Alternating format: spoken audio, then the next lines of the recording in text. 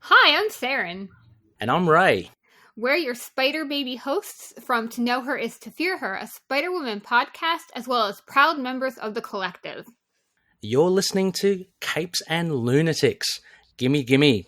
Hello, everyone. Welcome back to another episode of Ultimate Spider-Cast. Of course, it's me, Phil. Lilith is with me as always. And we have a special guest tonight. The writer of Devil's Reign Spider-Man #1, Anthony Piper. Hello, Anthony. How are you? I'm doing well, guys. Thanks for having me on. Thank you for Hey, no problem. We love talking to creators. So don't take yourself too seriously. We're not that kind of podcast. Yeah, no. All right. Get that casual with it. All right, let's go. Yeah, I was gonna say I just try to be respectful. But otherwise, let all hang on. All right, so Sure. Yeah, before we get into the book, like I said, I just wanted to ask. So did I see were you a artist before you were a writer? So I mean, I wear both titles, writer and artist. As far as my first job with Marvel, it was a ghostwriter special. That I did with Method Man, and I was responsible for the art, but I was also sort of responsible for the writing as well. Method Man had came up with the script, with the storyline, and I just kind of added the dialogue to it. So we kind of shared the writing credits on that. But yeah, I do both. Double threat alert. Double threat. I don't know. I mean, do you like doing both, or like if you do both at the same time, is it like a pain?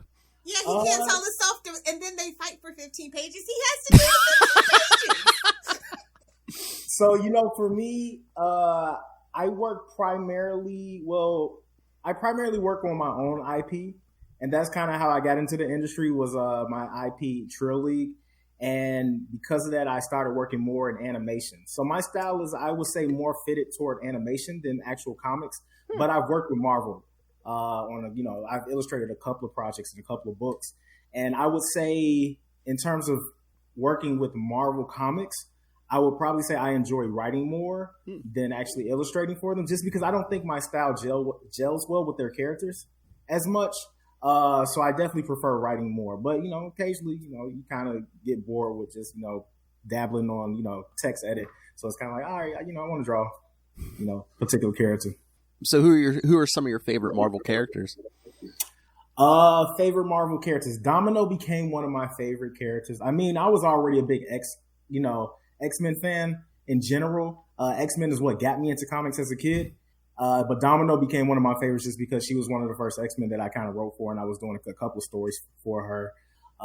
Who's another one of mine? It's a lot of X-Men characters. Psylocke. Who else? Cyclops. I'm sensing a theme here. No judgments. Cyclops is definitely one of my favorite characters, just because they're starting to veer into that evil lane with them in terms of how psychotic technically Cyclops should be. From a child, you're reared to be a leader, of this team against people who hate you. And it's kind of like, all this stuff should be just bubbling up inside of this character to just go completely evil, Who else? But outside of X-Men, who else is my favorite character? Oh, man, that's difficult, Yeah, it's a lot of X-Men. It's just a lot of X-Men characters. So... No arguments here. I was waiting for you to say Spider-Man because you did Devil's Reign Spider-Man. You know what? Okay, so here's the thing about Spider-Man. I love Spider-Man, and Spider-Man's probably, in terms of IP, Spider-Man was probably the character I read the second most when I was a kid. However, I just kind of feel like there are so many Spider-Man fans now. I feel like I have to be anti. That's just kind of how I work. Yes, another contrarian. Yes. We have a few friends who are like that with Batman. Yeah. Okay. Yeah. See, it's just like, Spider-Man fans, they're just so, everywhere right now. So I'm just kind of like, I don't think I can be as much of a Spider-Man fan just because it just kind of feels like, that's kind of boring now to be a Spider-Man fan. I don't know if there's just so many fans because there's so many different Spider people now. You got Peter, you got Miles, you got Gwen, you got... And everybody's valid now. That's what I love about it, though. It doesn't matter who your Spider-Man is. Everybody's valid. Even Ben now. Which... Yeah. How did this job come about? I mean, you're like, I know you're probably like, oh, Spider-Man. Oh, Ben Reilly?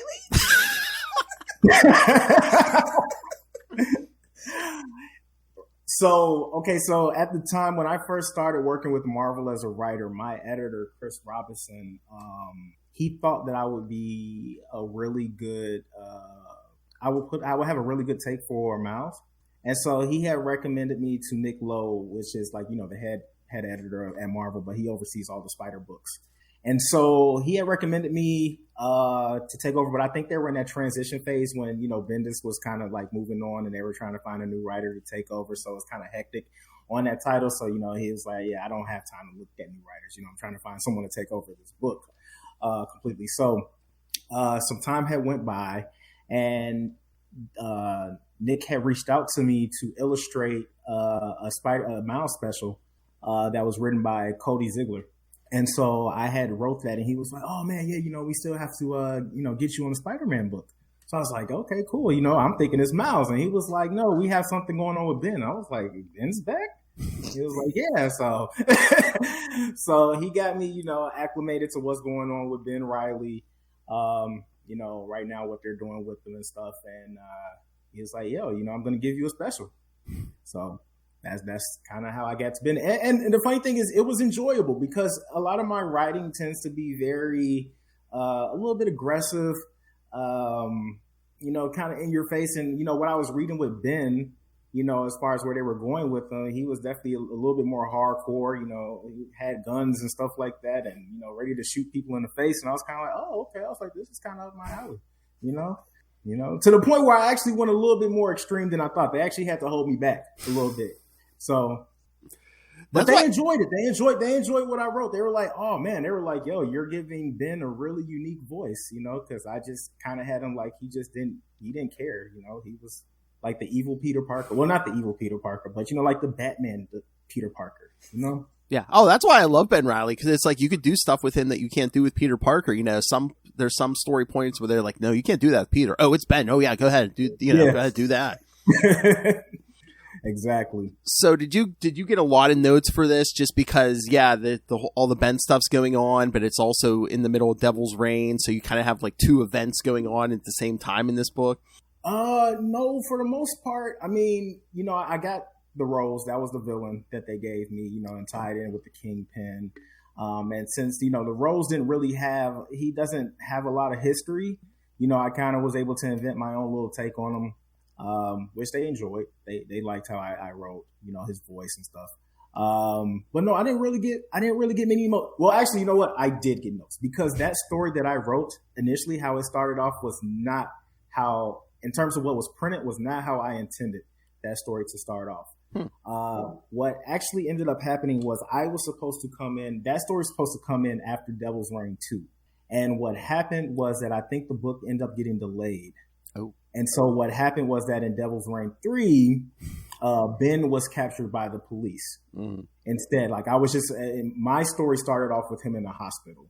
And after he got thrown out the window at the Daily Bugle, I was starting from there. And so it had a really kind of like heist feel, almost similar to The Dark Knight, where I had the cops kind of breaking them out. And it really flowed. It flowed really, really well. And then when I got that note, they were like, all right, we can't do that. He's not in the hospital anymore. I was like, oh man. So for the first 4 pages actually aren't how my original story started off. And that was actually really what set the pace of that story.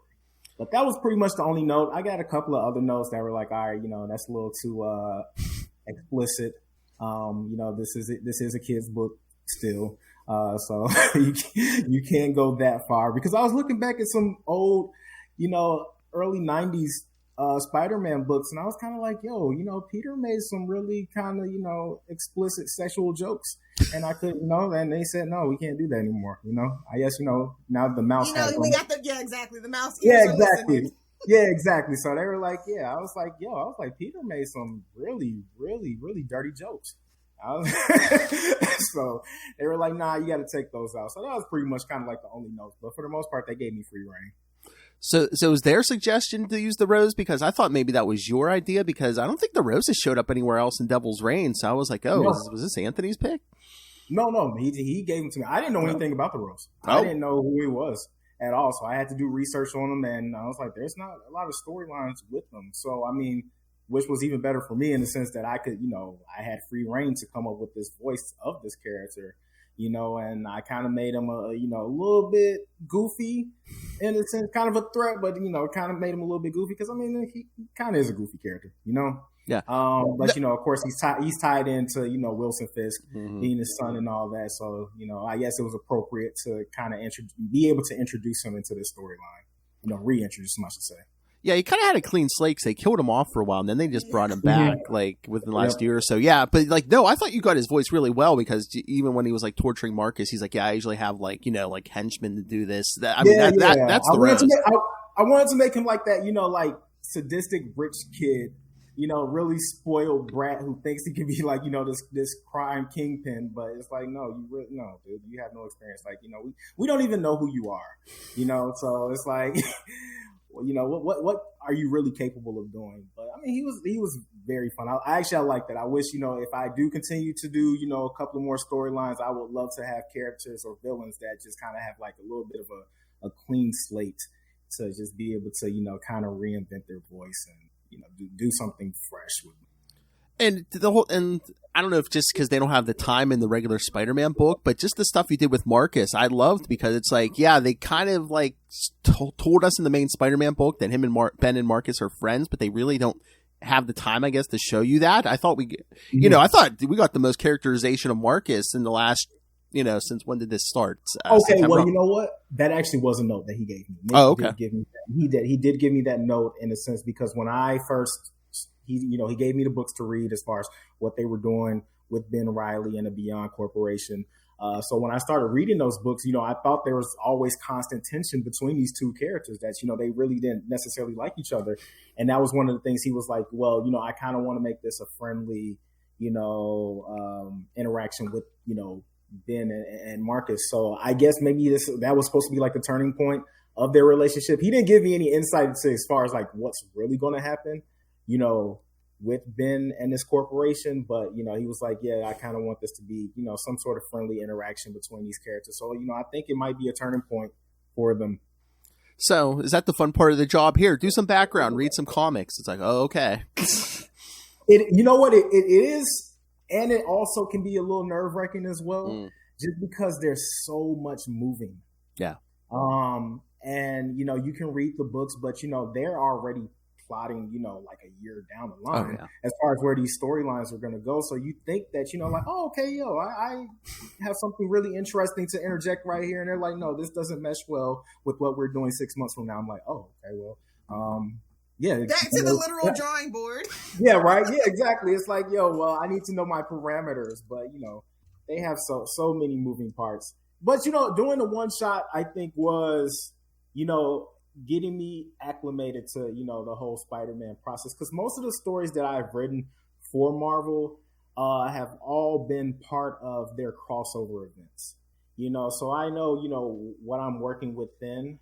But for the Spider-Man books, there's so much stuff tied in to what they're doing with the Spider. Because, there's a Spider-Verse story. I don't know did that get announced yet? I don't know if that got announced yet. Sorry. Oh, did it? Okay. All right. There's that storyline going on. There's the Miles thing going on. Peter's coming back. It's like, it's so much stuff. It's the 60th anniversary. Yeah, there's a lot of moving parts this year. Yeah, there's a lot of stuff going on with it. But I will say you did make this a really fun story because this event has been kind of dark. And I was just like, oh, God, I hope this is not another dark story. And it wasn't. It was super fun. I was just like, yeah, it was like, very well paced, just chef's kiss on the pacing. Hey, thank you.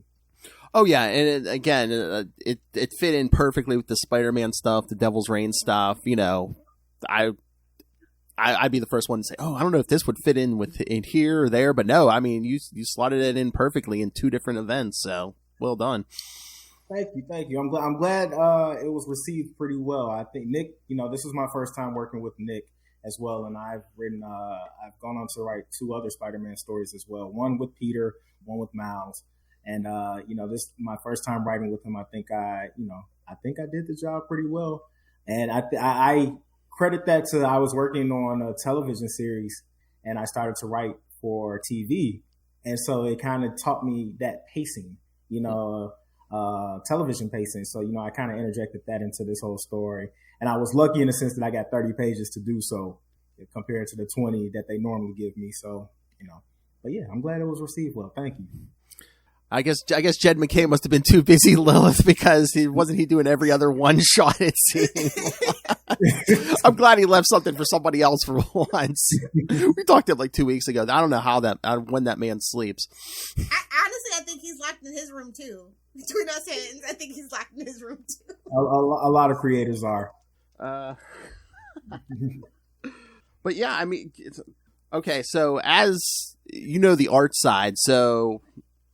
Do you always have like extra notes for like when you're doing just the writing? Do you have extra notes for your artists? And do they appreciate it? It's like, oh, hey, this guy knows that our side of the street, and yeah.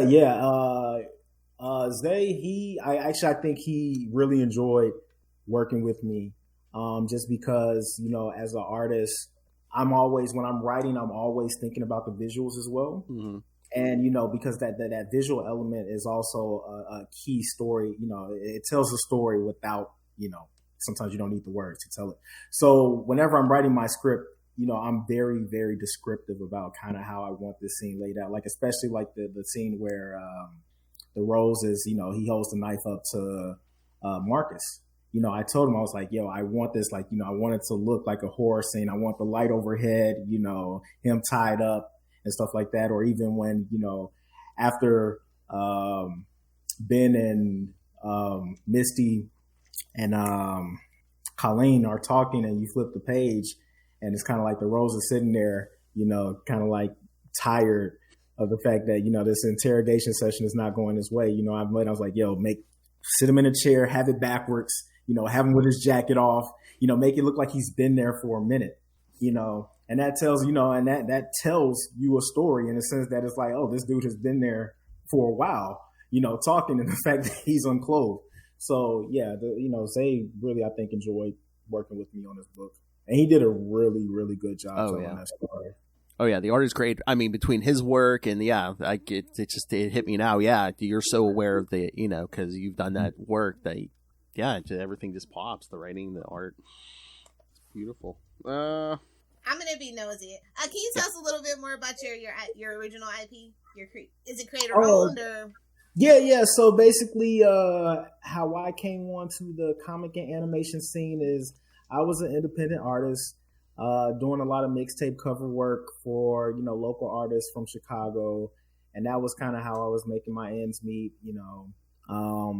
And one day I decided to remix DC characters. I took Robin. I made him black, and I kind of had him dancing like a black kid and doing all this, this black stuff in a sense. And it went viral. And so I kind of thought, oh, okay. I was like, people like this. So I started remixing other characters and just kind of had them doing funny stuff. Like I took Green Lantern, I made him a pimp, and, he was doing like, he made like, I mean, if it's Hal Jordan, you're not too far off. So. Facts. But I don't get into the illegal territory. He likes him a little young. So, so I started doing that, and it just went viral online. And since I've just been kind of like, molding it into something and turning it into a series. And, 2 years ago, Lionsgate picked it up and they optioned it, and they paired me with 50 Cent. We were working on a television series for it. We actually got it sold to Quibi. I don't know if you guys remember that. We remember Quibi. Yeah, that little short stint. So once Quibi had went out, we decided we were going to take it somewhere else, because that was kind of like my test. I think they were testing me to kind of see. They're like, oh, okay, you can write a couple of funny jokes and stuff like that, but we don't know if you can write a half-hour television, show. And I showed them that, I could.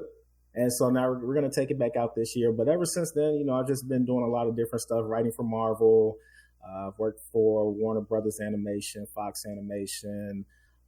What else have I done? Done illustration for like brands like Brisk, New York Times, stuff like that. So, that Trilogy project kind of just took off, and because, it was just familiar. It was like, you took these characters that were familiar to, comic nerds and geeks, and added a new, hilarious. I'm not Black saying Panther. DC owe you money, but I'm looking at you, Duke. I'm Okay, just saying. hey, no. The funny thing about that, the crazy thing about it is that a lot of stuff started like the guy who Kari Randolph.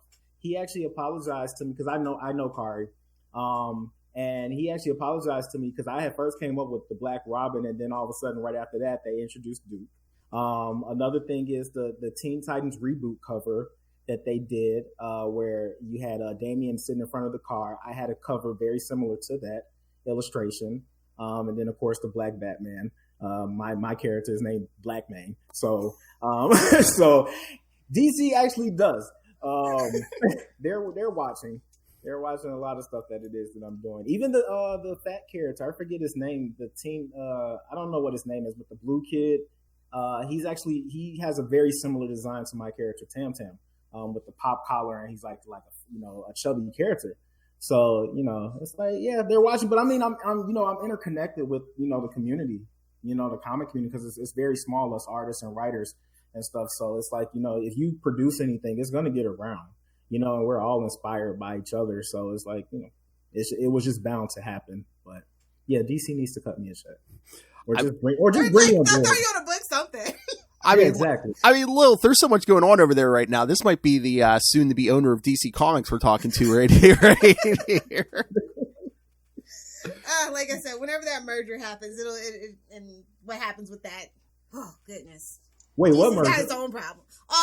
Discovery Plus merger. Yeah. I think it's like the end of this month is when they'll finally start chopping heads. Yeah. I mean, I think it's starting to look a little bit brighter, though. I think they didn't know what they were doing, with the whole DC. They needed restructuring. Yeah. So fingers crossed. I love DC. I'm a DC girl. Most of all. So I'm just fingers crossed. Yeah, I to be honest with you, I mean, I love Marvel's characters more, but in terms of the storylines, I like DC storylines a lot more. Just because I'm like a villain girl. So I like dark stuff. Exactly, I like dark stuff. So are you a Batman fan then? I am very much so. Oh, very nice. So. Yep. Yes, because we also talk Batman. Doe, did you see the? I have not seen it yet. I'm going this weekend to go see it. Yeah, just. I think you'll enjoy it. Oh yeah, it's good. It's good. Just schedule at least 3 hours because the movie's almost 3 hours, but it's good. Yeah. Okay. Slushies, not sodas. That's my life pro tip. Slushies, not sodas. Yeah, it'll prevent you from going to the bathroom. Oh, okay. Yeah, I'm excited to see it. I mean, I've been seeing some reviews. I've been trying to stay away from spoilers and stuff. I think one of my friends actually did spoil it. He put the words this, in his thing, and I was kind of like, oh, dude, did you just give something away, man? But yeah, I would say I was excited by Robert Pattinson being Batman. I was like, man, I think he's gonna be, he's gonna kill it. For me, it was Zoe, and then it was me also because everybody hyped up Colin Farrell's Riddler, Penguin so much, and he had the prosthetics. I'm like, okay, I'm after Bullseye. You really you can't mess this up, bro. They didn't let you work forever after that, so you can't mess this one up. Yeah, no, he did a good job. I forgot it was him. Everybody on set forgot it was him. Do you think do you guys consider it? I've seen a lot of people who are saying it's okay, and some people are saying like, "Yo, this is the best one." What do you guys rank it? I think on an artistic level, it's better than Nolan, but story wise, for me, I'm still saying the Nolan trilogy minus The Dark Knight is still my favorite Batman movie. But Rob has that silent acting, that brooding, that emotional damage, So yeah. Okay. It's up there with my favorites, like The Dark Knight and like the Keaton stuff. Yeah, it's up there for me. So yeah, it's very much probably top 3 or so. Yeah. Definitely top 3. Yeah, I've been watching for some reason. Not for any reason. I mean, just because the new one's coming out, they've been doing a lot of recaps on the productions of the Keaton and Val Kilmer one on Joe Blow. I don't know if you guys watched that, but on YouTube, they just, talk about the storylines, like what took place. And I didn't know there was actually supposed to be Man-Bat was supposed to be one of the villains. And I think, was it the second Tim Burton one? They told him, get out of here. Yeah, supposedly there's a cut with him in it, I guess. And I guess they've been trying to get DC to release it or something of that sort. So, I've just been my interest has been getting kind of sparked to go kind of see the original ones. Oh, Tim Burton was wild. Like, yeah, they really had to rein him in. Yeah. But, Matt Reeves actually, he knows how to play the game. They let him do a 3-hour movie. So, needless to say, they thought it was pretty good, and most people think it's pretty good. So I think you're definitely going to end it for sure. Yeah. Well, like you said, they didn't want any more release the Reeves cut. So they were just like, yeah, if he wants 3 hours, just give him 3 hours. I guarantee you, there is a director's cut. I guarantee, because there's 3 deleted scenes that he's gonna be released in the next couple of weeks or whatever. So definitely looking forward to Reeves' director's cut. Like, as I say, my favorite movies that he ever did were those last 2, Planet of the Apes. So if you're a fan of those movies and his direction in that, then you'll definitely like the Batman. Okay. So, all right, since we're talking DC now, is there any character that you would love to write for DC? Would it be one of the bad characters, since you said you like the dark stuff? Or Yes, I would love to write Batman. I would love, but it could not just be a one-shot. It would have to be, like a 12-issue run. Because I like detective stories. I like mystery. I like playing around with misdirection and stuff like that. So, I think Batman would just be perfect for that. I don't necessarily know which villain I would want to take on, because his rogues. Yeah, exactly. His rogues gallery is so, you can just do so much with it. I know it wouldn't be. Well, I won't say it wouldn't be the Joker. It's that temptation. I hear you. Yeah. But I don't know. I would kind of maybe want to take one of, I wouldn't say one of his lesser known, but like one of his mid tier, villains and kind of play around with something. So, but yeah, Batman definitely. I grew up on Batman. Like Batman, I would say, as far as like, I'm a kid of the 80s. Ninja Turtles was technically like my first cartoon that, really inspired me to want to get into this, industry and do this. But I would say Batman, the animated series, is what molded, creatively, as far as like, my storytelling and, my shape language with my cartoon stuff and stuff like that. So, and I had all the toys. Like I had all the Batman animated series toys. So, if you kept them, you could retire on those things. Right. In good condition. Right. If only we knew then what we know now. Right. Funny thing is, I did know. I only have like 6 or 7 of them left, though. Damn mom. Yeah, I don't have. For one summer. I don't have any of my old toys. I don't know what happened to them. Yeah. But yeah, I had all the figures, all the vehicles, the Batwing, the Batmobile, all that stuff. I remember I went crazy because I couldn't find the Robin toy, because that's, Robin was like one of my favorite characters, and like for some reason we could not find the Dick Grayson toy. So it was like I was like having a panic attack. I was like, yo, I need Robin with, my collection. And so my parents went through hell trying to find them. Eventually I got them. Well, they actually produced those, they produced the Robins in limited supply because they didn't think he was going to be a big seller. Oh, really? And then when they did, like, the Batman, the Red Sky season, that's when you really started seeing, like, the Nightwings and the Batgirls and stuff. But that original stuff, yeah, they weren't really focused on Robin, didn't think he'd be a big seller, so that's why he's so hard to find in those original run toys. Oh, wow. Okay. Which is ironic. It's like you make a kid character because you want to appeal to kids, but you don't. I thought my parents just weren't looking hard enough. Okay, so he was just like... No, you can apologize. You can write them a little card. Maybe it's just because they didn't drop them in every episode. Yeah, by the time they got to that Red Skies episode, they, Batgirl and Robin and Nightwing, or Batgirl Harley, and Robin at least were in every episode. Yeah, everybody got their time to shine. But for me, my favorite seasons are the first 2 where we really get like Batman and Selena, and that's just established canon as far as I'm concerned. We just need to go back to that canon and everything will be fine. Right. Exactly. But they're bringing it back though, right? They're doing some animated series, but I don't know if it's based on the original or not. But yeah, they're doing some version of it. Well, I'll tell you what, if you're not reading this already, you should definitely be reading what is that? The Batman Adventures Continues. Oh, Adventures Continues. Okay, I had a friend who told me that I need to be reading Tom King's run on Batman. Oh yeah, you read Tom King anything.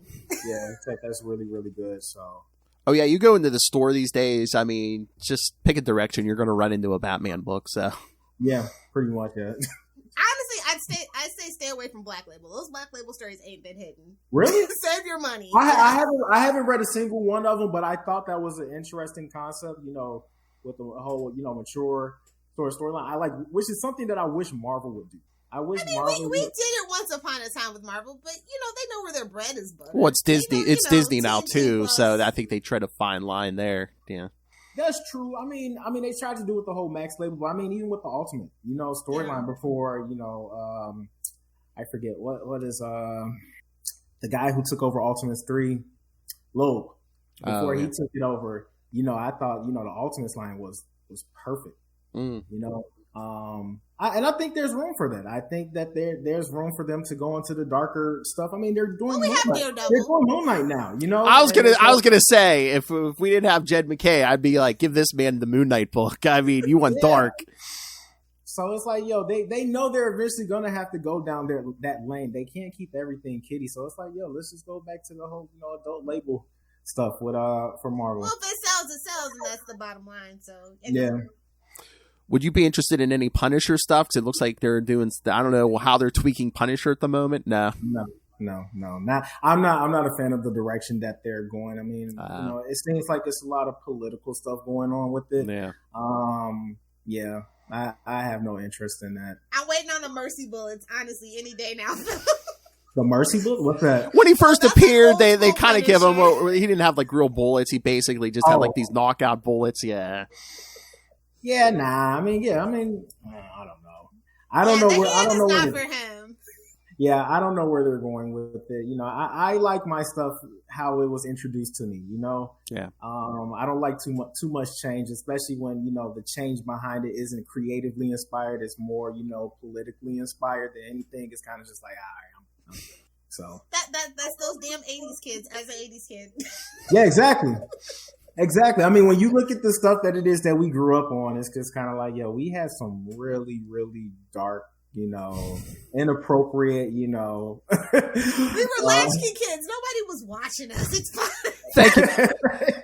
Thank you, Frank Miller. Exactly. So. Okay, let's see if I can trip him up, Lilith. Okay, so the rumors are, there's all kinds of rumors. Oh, no! No, there's rumors that Ben Reilly's getting his own book after this. If he did, would you be interested in doing anything with a Ben Reilly book now that you've written Ben? Yes, for sure. That for some reason, anytime I write a character, I get I kind of get attached to my because I'm trying to find their voice, and like he's like I say, he's like the dark Peter Parker.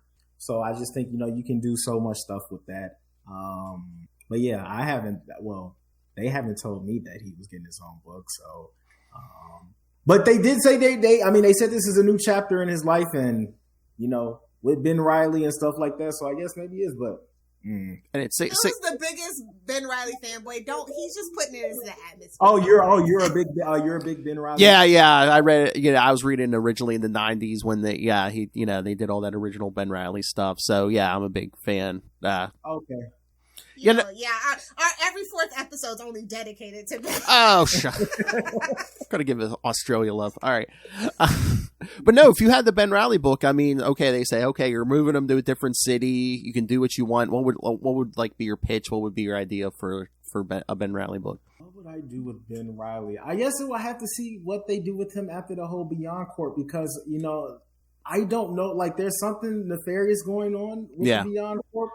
So I want to kind of see, what is the aftermath of that, and where does that leave him as a character? It could turn him into, a dark, brooding, Bruce Wayne-esque type character. I don't know, and I mean, if that was the case, man, I definitely would want to jump on board. To have a dark Spider-Man who was just like beating everybody's butt. Like I don't know, like just doing some like really wild stuff that you would never see Peter Parker do. Because that's how I would go into the book. I was like, what would Peter do? All right, I'm going to do the exact. I'm going to do the exact opposite of that. And since you are an artist, also, would you be like, okay, if I'm writing the book, I have to design like a new costume or something? No, I don't do designs. I don't like because anytime I have to do designs that aren't for. Okay, so for instance. My really close friend, who works in the animation industry, and he was a storyboard artist for the Spider-Man animated series. He's the one who designed the new mouse suit, and Chase Conley, and he's like one of the best, well-known animation designers out there. But he designed the new mouse suit, and I, me being a real close friend, but also being a fan of his work, I was like, man, this suit is dope. But he's been getting a lot of backlash from people too. as far as like the suit. People They're don't like, like change. That's all. yeah, they don't. Yeah, they don't. And I think, sometimes it's very hard to capture, what makes a character iconic, that classic suit, but also trying to interject something that's new, and skating that fine line. So I would just rather just leave it to somebody else and be like, all right, you go ahead and do it. Yeah, you take that heat and do it. I don't have to think about it, because I would just wreck my brain trying to think of, how do we, redo this character. It's kind of like Azrael, with the Batman suit. It's kind of like, like at the time, I thought it was kind of fresh and different. But now when you kind of look at it now, 10, 20, how many ever 30? years removed from it, it's kind of like, that was kind of, for a Batman suit, that was kind of whack. Well, that describes Azrael, so there you go. Yeah. It fit his personality. Well, it was the 90s too. Everybody was getting armor. Big shoulders, pouches, armor. Yeah. True. Yeah, it was a sign of the times. Yeah, but yeah, I get that with the whole design thing, because it's like the age of the internet. It's like you're never gonna make everyone happy, and there's always gonna be someone who has. If you do, you're doing something wrong. Like my well, grandma true. said. If you're making everybody happy, you're definitely doing something wrong. It's impossible though. This is true. Okay. So I asked you the DC one. Okay. Okay. You have free reign. You can write a monthly book about any Marvel character. So which X-Men member would it be? And why is it Cyclops? It's Cyclops. Yes, it is Cyclops. Ooh. Because I would want to go deep into the psyche of this character, because think about it. He's very, very attached to psychics. Mm-hmm. I mean, his father figure was a telepath. His first wife was a telepath. His second and his third second wife wife is a telepath. So it's kind of like, what's the issue? Do you like to be controlled? And I would just want to explore that. Like, I think there's a lot of exploration you can do with this character, because he's so tightly wound up. And it's like, a lot of that is, I think, spurred from the fact that, as a young kid, he was trained to be this leader, and, he's grown up, and, everybody has an issue with him. Everybody brings all their problems to him. And then it's like, you introduce this, this wild card, and, he's trying to kill you and, sleep with your wife, and it's just like, you have all the problems of the world just being, just kind of just dumped on you. And it's like, you always maintain composure.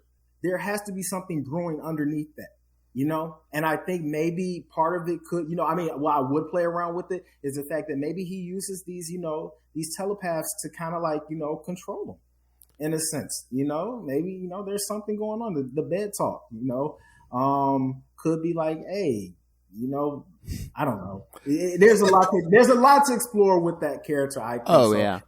Cyclops would definitely be, but I don't think Marvel would ever let me attempt to go into the psyche of that character. I don't know, the way that the X-Men franchise is going, anything is possible. This is true. Yeah. Shoot your shot, bro. Shoot your shot. I mean, take it back to the beginning, even in like flashback, because like Lilith and I are always saying, it all started with Xavier, and he's been pretty much been shady since day one. So it's like all the X-Men stuff. Don't forget, Scott's a redhead too. That's all I'm gonna say. He's got a thing for redheads, and Scott's a redhead too. Facts. Facts. So are you reading any of the current X-Men stuff? I am not.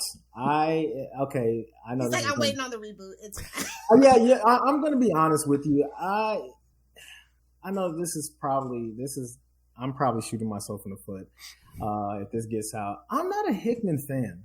I think in my opinion, I think X-Men, and I get that X-Men probably, it needed to be rebooted. It needed a new direction. But it's just a little too sci-fi for me now. I always preferred X-Men when it was street level. I always liked the whole story, them versus humanity. And it's, I get that it's still that, but it's just, I don't know. It's just super convoluted. The Pod People? It's too convoluted now to me. And I pray that they don't bring this into the MCU. That was the original plan, but now they're kind of backtracking on that. So. Oh, really? I hope so. I think, because I think part of that was spurred by the fact that they were kind of trying to find a way to finagle the X-Men into the MCU and figuring that out. And I think that kind of tainted. Now that Wanda's the thing, though, and not Captain Marvel, it's just like they were there the whole time. She just, mess with y'all. That's all. Yeah. Now that she's the main girl, they can definitely do that now. Yeah. And I mean, for all the flack that the Fox, X-Men get, I think, they had a couple of hits, but I just prefer it being, these group of outcasts, versus, humanity and, all the anger and hatred that humanity has toward these characters that are different, which, I understand too. Disney, I don't necessarily know if Disney wants to venture into that territory as well, to kind of show the ugly side of humanity. Well, I got kind of hopeful when they did, the winter, with Bucky and Sam, when they did their whole show, they kind of actually did that into. Yeah, you're right. They did. Mm-hmm. But I mean, I think it would get. I mean, well, I know they wouldn't get that dark, But yeah, I mean, the fact that humans were killing mutants and stuff like that, I just kind of, I'm like, man, Disney can do this right, They invest the money, they invest the time into, trying to bring these stories to life, how we know them, with a modern spin. And it's like, you have so much material to do. You really, literally, you can have what it is that you built for the Avengers, that, 10 plus year run with the X-Men. But if you're going to start from Hickman's run, I don't know what you guys are going to do. So my whole theory was like they did the Hickman run because they were kind of putting the X-Men in a holding pattern until they saw what the MCU was going to do, and now then they're going to like, okay, well, we can evolve them into what they're going to be in the MCU then, closer to what they're going to be. So, but I smell the time travel, going back in time and undoing this. That's my personal theory. But they're doing some. I guess they're doing something because I know there's a crossover going on with the Avengers and the Eternals as well. So I thought maybe that was kind of going to be their, sort of experimental segue of how they're going to introduce the X-Men, because supposedly they're, the Deviants or something like that, the X-Men are in this new crossover event.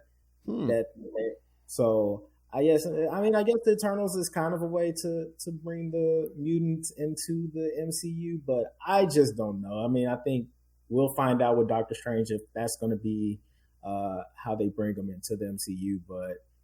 Yeah, I just don't know. I'm hoping that they was going to start with a clean slate because supposedly, I know I'm going to shoot myself in the foot as well with this one, but supposedly the X-Men cartoon is going to be canon in the MCU as well. So I don't know. Which means all the original 92 stuff has to be canon. Yeah. Yep. It's interesting to think about, definitely. Yeah. So I'm hyped for that though. Like they're bringing back the song, everything. Oh yeah, and I just got told some really great information for season 2, and I'm super hyped for season 3 and 4. Well, not season 2, but the season after this one. But yeah, I think anyone who's an X-Men fan is going to be like, oh man, they're doing that.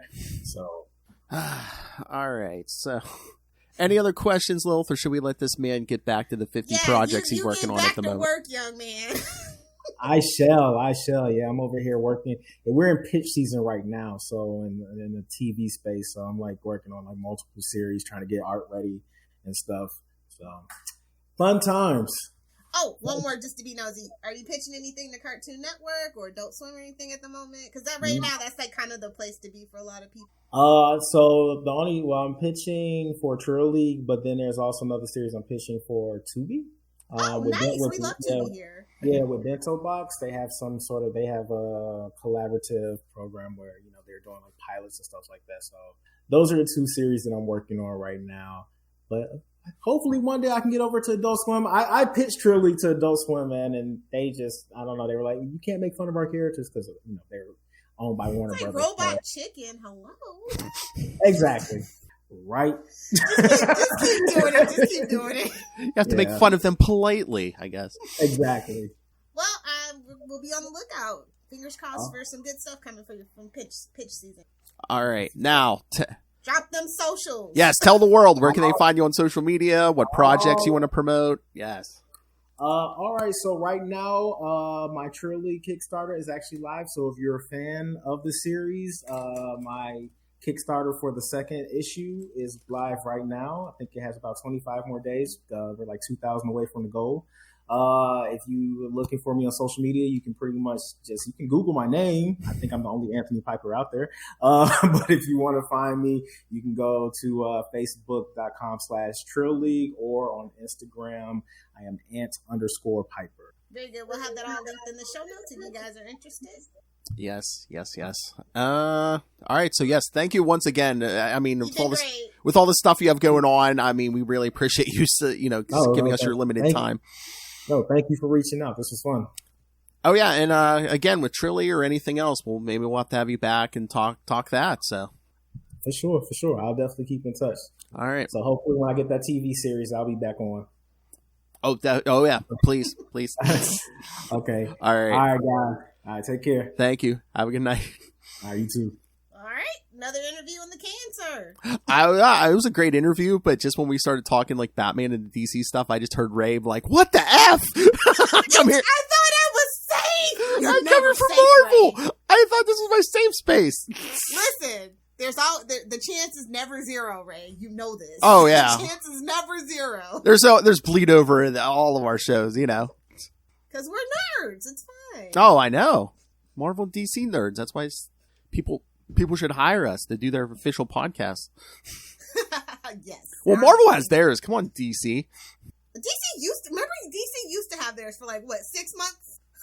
I think. One that was on YouTube, they made a big deal about bringing people in. And hey, the restructuring. Hey, whoever's going to own DC. We talked. Dear Discovery. On Capes and Lunatics I like informational murder porn. I mean, on Capes and Lunatic Sidekicks, we're basically doing it anyway, or, just that this, at that point, they would just give us notes here, talk about this week, okay. Like, oh, man, we got 92 Batman books? Oh, boy. We have 92 Batman books and 1 Superman book this week? Okay. Sounds about right. But yeah, no, that was a great interview. It was a really good book, actually. So if you guys haven't gone out and picked it up, I thought it was really great. I love the art. Shout out to Zay Carlos.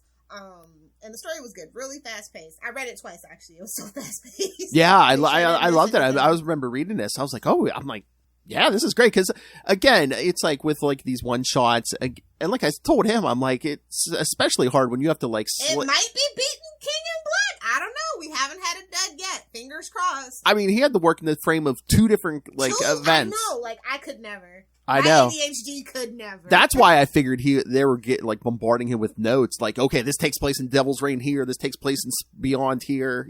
I mean, there was that note on the front page. Also, without giving away the it's a whole thing you gotta juggle. Well, it's either you can't give stuff away, or they just gave him enough information where there was stuff he couldn't give away because he didn't know it. But it's like, yeah, you kind of have to write in this frame, but you don't know what the whole picture is. But yeah, it's like, so yeah, excellent job. Yes. Anthony Piper, go follow him. Like Lil said, I'll have his stuff in the show notes. All right, Lilith, should I give the kids the homework? It's still Man-Thing merch. Oh, boy. Oh, boy. Next week is episode 169. Double the Man-Thing, double the fun. That's right, kids. We gypped you on Man-Thing this week because, I don't want to... I want to give Anthony our full attention. So next week, that's right, the issue we were supposed to do this week and the one we're supposed to do next week. So yes, for episode 169, you're getting double the Man-Thing. Man-Thing merch! Oh, boy! I love the enthusiasm. That was Hellfire, man. You get there on the right subject, man. See, you all think she's talking about meat so natural for Lilith, I swear. So I hear on the international streets, Lil Hellfire. Yeah, so talking about meat so natural for Lilith. See, around the world they're talking about how much Lil Hellfire loves talking about meat. See, you're an international superstar. Hey-o. Talking about meat is so natural for Lilith. See, all the fanboys. All the fanboys know. Scream at! One day you're gonna get me. Here, take another drink. It's so salty. I know. I'm ready for that spit take to hit that camera one day. No, it's a brand new Elgato face cam. You better put a screen or something in front of that thing. All right, so next week, like I said, we're going to talk the Man-Thing issue we were going to do this week and next week. So Marvel Team Up, number 4 from 1997. Talk And about a team up. Hell. Hey-oh! And Peter Parker, Spider-Man 1999, annual number 1. So, and of course, I'm sure we'll have a new Spider-Man book or two to talk to. Probably 3, but. Well, I think, is there Amazing next week? Because there's only like, what came out was it 92 this week? So the only thing that's left and beyond is like 92 Bay and 93. I think that's it. We're almost there, guys. Meanwhile, in Devil's Reign, we continue to be delayed and bombarded. I mean, I think they're shooting them out I think they're back on like a somewhat of a track to get those out. Cool. I was about to ask Anthony, but I'm sure he doesn't know. But just anyone that connected to Devil's Reign in any way, I was about to say, hey, what happened to that Luke Cage thing? Only the writer knows. Probably, yeah. He threw a very vague hissy fit on Twitter. Yeah, I was going to say probably hasn't spoken about it since. Probably the writer. It's a thing. Probably the writer and the editor are the only ones who know for sure. Yeah. Ah, damn it. Somebody will spill it in about a year whenever Luke Cage is new. Hey, remember that book that got canceled? Here it is. I was going to say, did that writer have to sign an NDA or something? Because I was like, otherwise, I believe they have to. Oh, yeah, they can't man. say certain things until the embargo's lifted, things like that. So. Damn it, because I was going to say, can it run out by like May so we can have him on the round table? Be like, what happened to that Luke Cage thing? Reach out to him. It's like, hey, we were interested if you could talk about because we love Luke Cage and it just seems like a natural fit. We were just wondering if you could just give us some hints. It feels like some holes are missing in the story with Wilson Fisk's run for mayor. I know the last couple issues of Devil's Reign, we really haven't seen Luke Cage, have we? I mean, issue 5 came out, we didn't see him.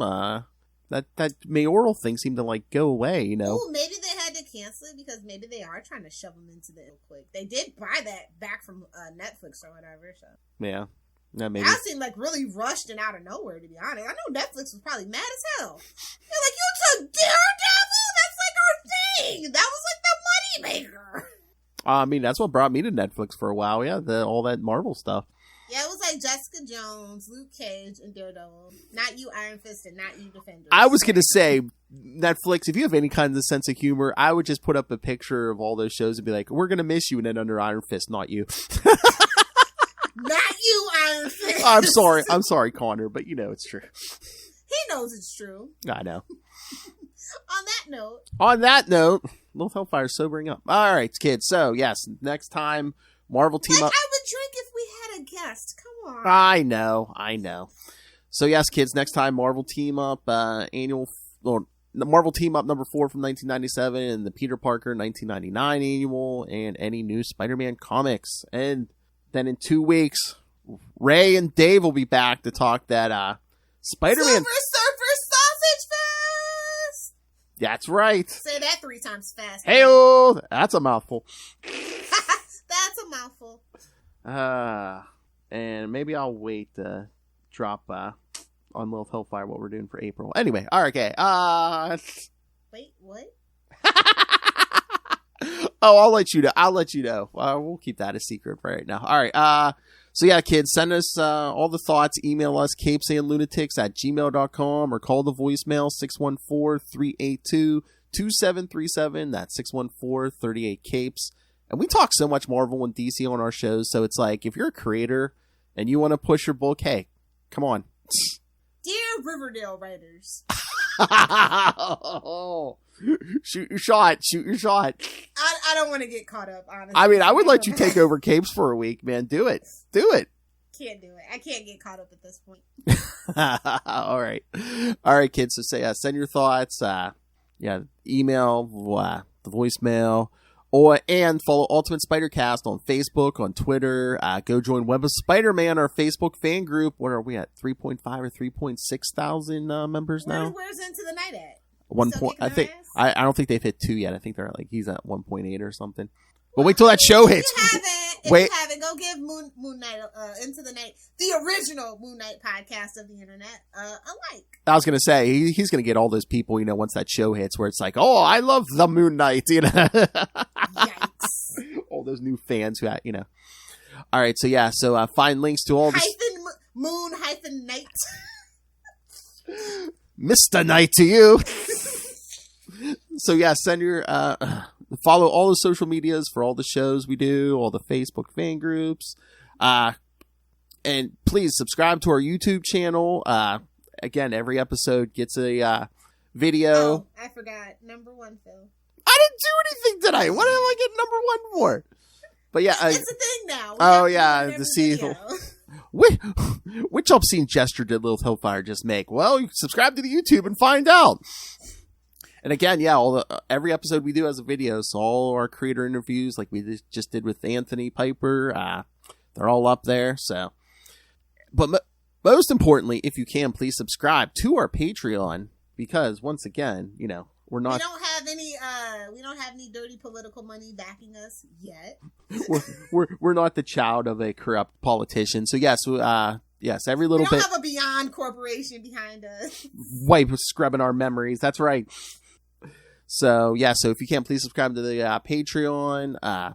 Get early access to creator interviews. Every month, Lilith Hellfire and I talk to the great DG Chichester about one of his comics. Chichester chats. Ding! It needs a ding at the end of it. Or a ping.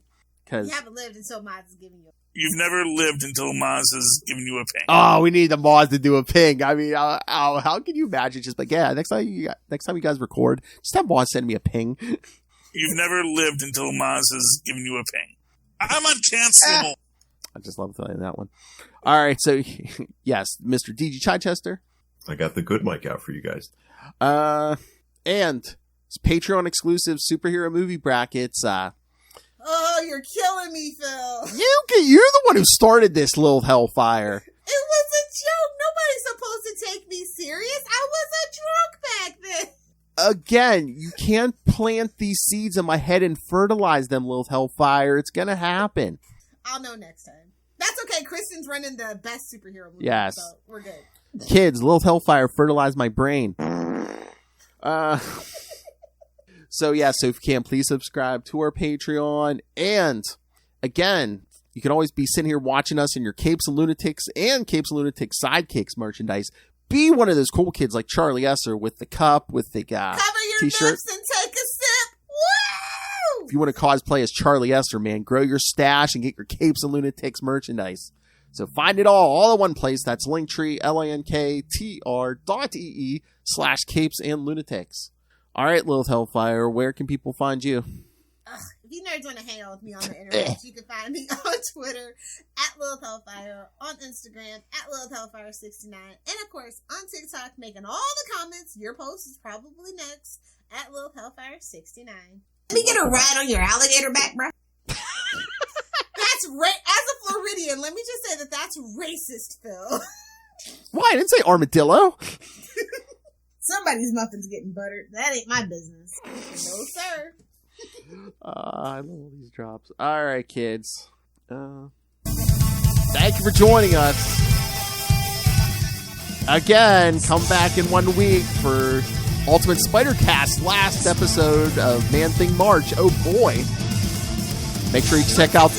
Double the fun, double the... Hey-oh. Make sure you check out the Devil's... DW Knows Man-Thing episode. But until then, swing on back. Thwip, thwip, thwip. Thank you, Anthony Piper. Good night.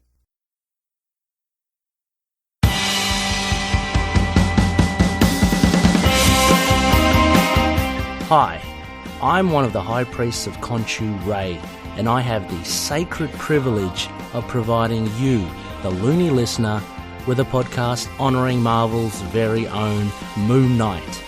So join me and a host of others at Into the Night, a Moon Knight podcast. Follow us on Facebook, Twitter, and Instagram, or support the show by becoming a Patreon member. Into the Night, a Moon Knight podcast. It's time to get your Khonshu on.